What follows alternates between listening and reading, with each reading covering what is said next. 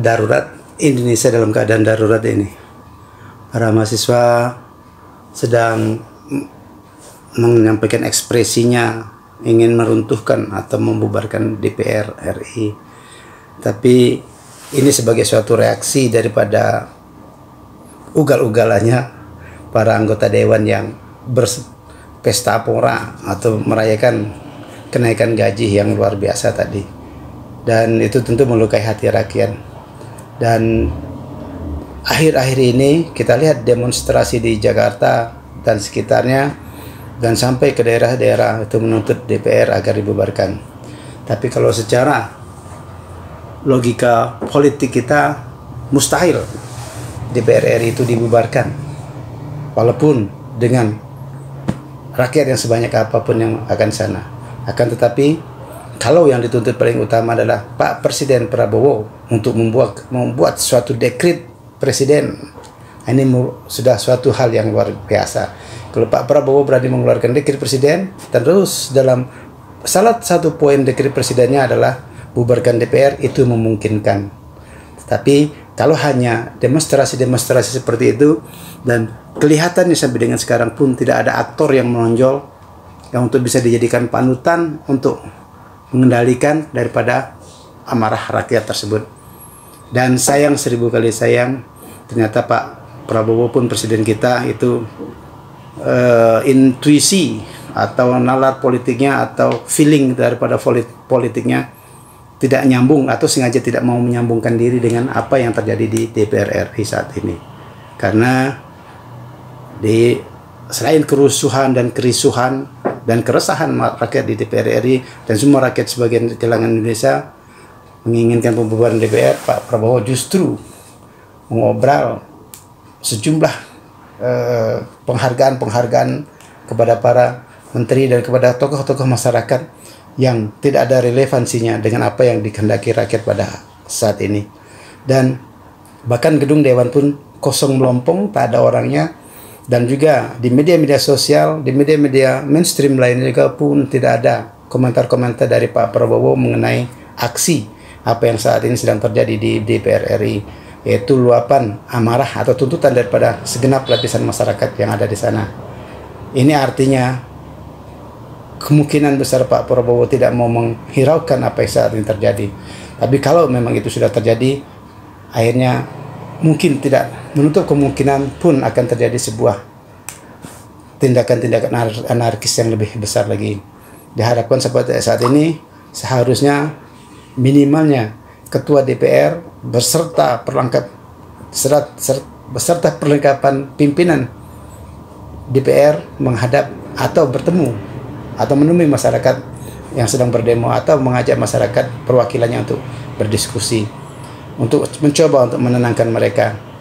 Atau dari sisi yang kedua sisinya adalah Pak Prabowo memberikan suatu pernyataan politik untuk bagaimana kelanjutan ke depannya. Jangan dibiarkan mereka atau masyarakat atau rakyat, adik-adik mahasiswa kita yang sedang berdemo itu terus menjejal dan merusak dan lain sebagainya di dalam sana. Sehingga tidak etis seorang presiden mengacuhkan apa yang menjadi tuntutan daripada masyarakat kita saat ini. Demonstrasi itu merupakan suatu hal yang biasa dalam dunia atau negara yang dinamakan demokratis ini. Dan juga dari sisi lain kita ada permasalahan di Jakarta dengan tuntutan pembubaran DPR RI, memang suatu hal yang sangat near atau next to impossible. Tapi Pak Prabowo minimal sampaikan secara politik ungkapannya. Dan juga di belahan lain di sosial media, saya secara pribadi itu sangat miris sekali. Saudara-saudara kita di Papua, di Aceh, di Maluku Selatan itu mengibarkan bendera kemerdekaan mereka tanpa ada reaksi, tanpa ada respon dari pemerintahan kita yang benar-benar solid sebenarnya dan sebenarnya mempunyai legitimasi aturannya. Tetapi legitimasi masyarakat pemerintah Pak Prabowo ini tidak muncul dengan yang sangat kuat. Bendera Papua sepertinya menyebar dengan leluasa, dikibarkan dengan leluasa dari semua lapisan masyarakat. Bendera Aceh pun seperti itu. Gubernurnya pun tidak begitu atau tidak memberikan respon yang cukup luar biasa bagus sebagai suatu negara kesatuan Republik Indonesia. Tapi mereka juga membiarkan bendera-bendera itu berkibar. Demikian pun di Republik Maluku Selatan, bendera-bendera itu berkibar. Jadi saat ini yang menjadi pertanyaan saya secara pribadi sebagai seorang rakyat Indonesia dan juga sebagai seorang akademisi, mempertanyakan apakah Pak Prabowo memang masih menginginkan NKRI ini bersatu atau semakin kuat atau semakin kokoh persatuannya dari Sabang sampai ke Merauke, atau membiarkan daerah-daerah tersebut yang mengibarkan benderanya itu akan menjadi negara masing-masing. Saya sebagai masyarakat itu tetap menginginkan NKRI suatu kesatuan yang utuh dari Sabang sampai Merauke.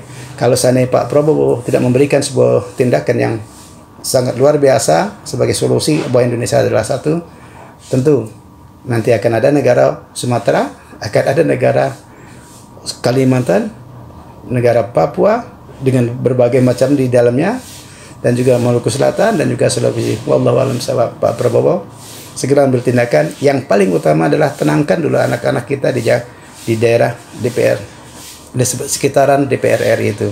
Mereka menginginkan ada tanggung jawabnya, meskipun secara politik itu tidak mungkin untuk membubarkan DPR RI secara langsung seperti itu. Sekali lagi saya menyatakan bahwa tuntutan masyarakat yang kuat, kalau DPR RI itu dibubarkan, itu logika politiknya tidak masuk. Tetapi kalau masyarakat atau rakyat yang sedang, atau mahasiswa dan masyarakat lainnya yang sedang mendemonstrasikan keinginannya itu, tuntutlah bahwa suatu perbaikan dari Pak Presiden Prabowo untuk mengeluarkan suatu dekret yang memungkinkan untuk membubarkan DPR RI. Kalau tidak melalui dekret mungkin tidak akan tercapai. Tetapi beranikah Pak Prabowo mengeluarkan dekret? Saya pun masih mempertanyakannya. Big question mark.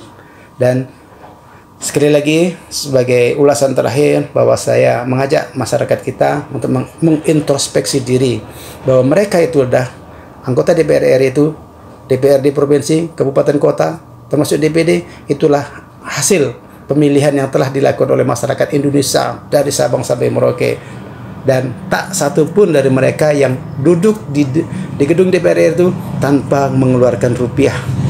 Kita sudah mengetahui masing-masing anggota itu minimalnya sekitar, untuk DPR itu minimalnya 5 miliar baru bisa duduk satu. Itu minimal. Ada untuk daerah-daerah tertentu 10 miliar, 20 miliar, 30 miliar tidak jadi. Kemana duit itu berkembangnya? Selain untuk atribut pemilu, mereka juga memberi santunan-santunan, memberi bantuan-bantuan, dan juga memberikan serangan pajar kepada rakyat Indonesia.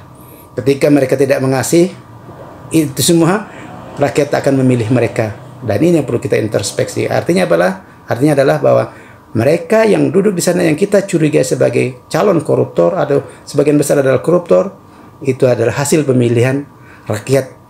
Kenapa rakyat memilih mereka? Karena mereka memberi sesuatu, dan rakyat pun ketika ada calon yang tidak memberi sesuatu kepada rakyat, rakyat tak akan memilihnya. Itu harus kita introspeksi dalam dari diri kita sendiri, dan harus kita sadari. Tadi itu menjadi suatu fakta politik yang tidak bisa dihindari. Artinya saat ini boleh rakyat mengintrospeksi diri seperti itu. Ke depannya, maukah Anda ketika pemilihan itu terjadi tidak meminta sesuatu, memilih yang benar-benar murni, yang benar-benar intelektualitasnya tinggi, berani? Nah, jadi tantangan ini juga kembali kepada rakyat, bahwa suatu negara di mana negara itu banyak koruptornya, sudah dipastikan rakyatnya juga adalah koruptor dengan level yang paling bawah, yaitu level rakyat. Kalau rakyat yang merupakan koruptor itu adalah meminta kepada calon-calon pemimpin, pada calon-calon anggota legislatif ketika kontestasi terjadi, meminta sesuatu atau meminta dibayar, itulah benih korupsi yang berasal dari rakyat. Jadi kalau dulu kita ada namanya demokrasi dari rakyat untuk rakyat oleh rakyat, sekarang adalah koruptor itu adalah berasal dari rakyat dan juga dikreasikan oleh rakyat karena rakyat minta dibayar, dan juga ketika dia sudah menjadi di atas, tentu dia tetap menjadi koruptor. Wallahu a'lam bishawab. Mari kita introspeksi diri, kita mulai dari rakyat, mulai dari individu kita untuk tidak korupsi, untuk tidak meminta sesuatu kepada para calon anggota legislatif yang mencalonkan diri, maupun kepada calon-calon kepala daerah apalagi kepada calon presiden kedepannya untuk tidak meminta sesuatu daripada mereka, sehingga ketika dia jadi memimpin kita gampang menarik kepalanya untuk turun dari kursi kekuasaannya. Tapi kalau seandainya sudah berbayar, bukan cuma dia secara pribadi yang akan mempertahankan posisinya, tetapi juga partai politiknya dan juga masa yang dia bayar juga akan tetap mempertahankan kondisi politiknya. Kenapa? Dia sudah mengeluarkan uang bermiliar-miliar untuk duduk di kursi empuk. Makanya contoh kita lihat Uya-Kuya, si Eko Patrio dan kawan-kawan yang lain bersenang-senang, bergembira, mereka menikmati apa yang telah dibeli daripada suara rakyat itu untuk duduk di kursi dewan. Wallahu a'lam bishawab. Mari kita perbaiki negeri kita mulai dari diri kita. Pemilu 2029 semakin mendekat, kita satukan kekuatan untuk tidak maling dari tingkat yang terkecil dengan cara korupsi, minta-minta tersebut. Semoga bermanfaat. Wassalamualaikum warahmatullahi wabarakatuh. Thank you for watching.